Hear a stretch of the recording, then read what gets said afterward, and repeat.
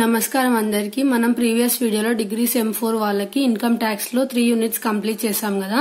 Next 4th unit మనకి profits and gains of business are profession అని ఉంది. So ఇది మనకి 2 టైప్స్ గా డివైడ్ అయింది అనమాట, 2 కాన్సెప్ట్స్ గా.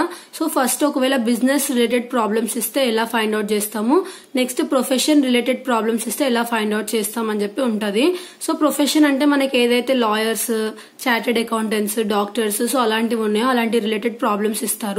ఇంకా ఏదైతే బిజినెస్ ఉన్నాయో అలాంటివి షాప్స్ ఏమైనా ఉంటాయి కదా, సో అలాంటి రిలేటెడ్ ఇస్తారు. సో ప్రొఫెషన్ వి రాసేటప్పుడు మనకు ఒక మెథడ్ ఉంటుంది డిఫరెంట్ ది, మళ్ళీ ఏదైతే బిజినెస్ ది చేసేటప్పుడు డిఫరెంట్ మెథడ్ ఉంటుంది అనమాట. సో ఇప్పుడు మనం చూద్దాము ఒకవేళ ప్రొఫెషన్ ఇస్తే ఎలా చేస్తారు, ఇంకా బిజినెస్ ఇస్తే ఏంటిది డిఫరెన్స్ అని చెప్పి. సో ప్రొఫెషన్ కి ఇంకా బిజినెస్ దానికి డిఫరెన్స్ ఏంటిదంటే, ప్రొఫెషన్ ని మీకు క్వశ్చన్ లో ప్రాబ్లం కనబడిందంటే ఆ ప్రొఫెషన్ కి రిలేటెడ్ ఏవైతే ఎంట్రీస్ ఉన్నాయో, ఫర్ సపోజ్ డాక్టర్ అని ఇచ్చినాడు క్వశ్చన్ లో, సో ఆ బాక్స్ ఏదైతే ఆయన ఇచ్చినారో ఆ బాక్స్ లో డాక్టర్ రిలేటెడ్ ఏవైతే ఉంటాయో అవన్నీ మనం క్వశ్చన్ లో అంటే ఆన్సర్ చేసేటప్పుడు ఆ ఎంట్రీస్ తీసుకోవాలి. అదే బిజినెస్ ది ప్రాబ్లం ఇస్తే, ఒకవేళ ఫర్ సపోజ్ బిజినెస్ ది ఇచ్చి ఒక క్లోత్ షాప్ అని ఇచ్చిండు అనుకోండి, ఆ బిజినెస్ రిలేటెడ్ కాకుండా తన పర్సనల్ ఏవైతే ఉన్నాయో అవన్నీ తీసుకుంటాం బిజినెస్ రిలేటెడ్ ప్రాబ్లం లో ఆన్సర్ చేసేటప్పుడు. సో ఇది ఒక్కటే మెయిన్ డిఫరెన్స్ అన్నమాట. ఇంకా ఇందులో ప్రొఫార్మాస్ ఎలా డిఫరెంట్ ఉంటాయి అనేది కూడా ఇప్పుడు నేను చెప్తాను. సో ఇప్పుడు మనం ప్రాబ్లం చూద్దాము. ఈ 15th ప్రాబ్లం నుంచి మనకి ప్రొఫెషన్ రిలేటెడ్ ఉన్నాయన్నమాట. 14th ప్రాబ్లం వరకు మనకి బిజినెస్ రిలేటెడ్ ఉన్నాయి. సో ఈ 15th ప్రాబ్లం లో మనకి ఎవరి గురించి ఉందంటే ఒక డాక్టర్ గురించి ఉంది. సో ఇక్కడ మనకి కొన్ని ఎంట్రీస్ అనేటివి ఇచ్చినారు వాళ్ళు క్వశ్చన్ లో. సో ఈ క్వశ్చన్ లో ఏవైతే ఎంట్రీస్ మనకి డాక్టర్ రిలేటెడ్ ఉన్నాయో అవన్నీ మనం తీసుకుంటాం. ఏవైతే ఇట్లా dividends, fixed deposits, income tax, ఇంకా షేర్స్ పర్చేస్డ్, తర్వాత డొనేషన్స్, ఏవైతే అతని పర్సనల్ రిలేటెడ్ ఉన్నాయో అవి తీసుకోము. Only business related like electricity, telephone charges, water charges, doctor కదా, సో మెడిసిన్స్ ది, స్టాఫ్ ది, నెక్స్ట్ విజిటింగ్ ఫీజు అవన్నీ ఏవైతే ఉంటాయో అవి మాత్రం తీసుకుంటాం. సో ఏవైతే తీసుకుంటామో అవన్నీ ఎలా రాసుకుంటాం అంటే, ఫస్ట్ ఇది మనకి ప్రొఫార్మా. ఎప్పుడు ఒకవేళ profession like doctor, advocate, chartered accountant అలాంటివి, లాయర్ లాంటివి ఇస్తే ఇలాంటి ప్రొఫార్మా వేసుకోవాలి. Particulars, amount. So first receipt side ఏవైతే మనకి క్వశ్చన్ లో డెబిట్ సైడ్ ఉన్నాయో అవన్నీ మనం రిసిప్ట్ సైడ్ రాసుకుంటాం. సో ఇక్కడ మనకి 3 ఉన్నాయి, consultation fees, visiting fees, sale of medicines, అవి రాసేసుకున్నాం. నెక్స్ట్ పేమెంట్స్ సైడ్ అంటే ఏవైతే మనకి క్రెడిట్ సైడ్ ఉంటాయో అవి మనం ఏం చేస్తాము, ఇక్కడ మనం పేమెంట్ సైడ్ రాసుకుంటాం అనమాట.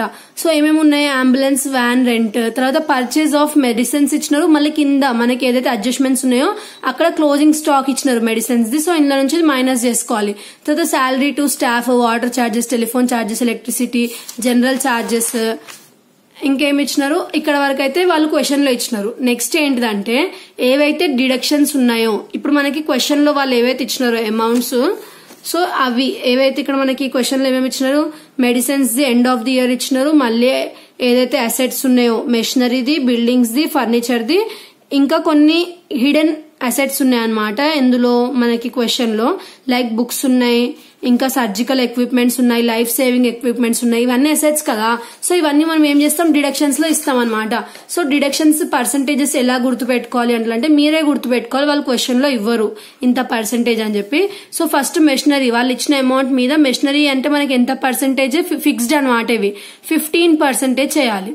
మళ్ళీ బిల్డింగ్ మీద వాళ్ళు ఇచ్చిన అమౌంట్ మీద 10% ఫిక్స్డ్, మళ్ళీ ఫర్నిచర్ మీద 10% ఫిక్స్డ్, తర్వాత సర్జికల్ ఎక్విప్మెంట్స్ మీద 15% ఫిక్స్డ్, లైఫ్ సేవింగ్ ఎక్విప్మెంట్ మీద 40%, మళ్ళీ బుక్స్ మీద 40% ఫిక్స్డ్. సో ఇవన్నీ మనకు దేని కింద వస్తాయి, డిడక్షన్స్ కింద వస్తాయి. సో డిడక్షన్స్ ఇచ్చిన తర్వాత ఇక్కడ అమౌంట్ రాసుకోవాలి. రాసుకున్నాక మనకి ఏదైతే పైన మనం రాసిన రిసిప్ట్స్ ఉన్నాయో ఆ రిసిప్ట్స్ ల నుంచి ఇక్కడ పేమెంట్స్ ఉన్నాయి కదా, సో ఆ పేమెంట్స్, ఆ రిసిప్ట్స్ ల నుంచి పేమెంట్స్ ని మైనస్ చేయాలి. మళ్ళీ ఆ వచ్చిన అమౌంట్స్ ల నుంచి డిడక్షన్స్ ని మైనస్ చేస్తే అప్పుడు మనకు వచ్చేదే ఇన్కమ్ ఫ్రమ్ ప్రొఫెషన్. నెక్స్ట్ ఏముంది మనకి, సేమ్ డాక్టర్ అనే ఉంది. సో డాక్టర్ ఉంది కాబట్టి ఏవైతే రిసిప్ట్స్ అంటే డెబిట్ సైడ్ ఏవైతే డాక్టర్ రిలేటెడ్ ఉన్నాయో అవన్నీ రాసుకుంటాం. మళ్ళీ క్రెడిట్ సైడ్ ఏవైతే డాక్టర్ రిలేటెడ్ పేమెంట్స్ ఉన్నాయో అవన్నీ రాసుకుంటాం.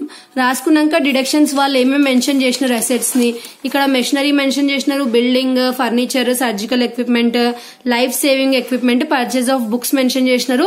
ప్లస్ బాంబ్ బ్లాస్టింగ్ లో 2 persons కి తను ట్రీట్మెంట్ చేసిండంట. సో అది మనం దేనికి తీసుకుంటాం, డిడక్షన్స్ కింద తీసుకుంటాం అనమాట. సో డిడక్షన్స్ కి 82,000 అని చెప్పి వాళ్ళే ఇచ్చినారు క్వశ్చన్ లో.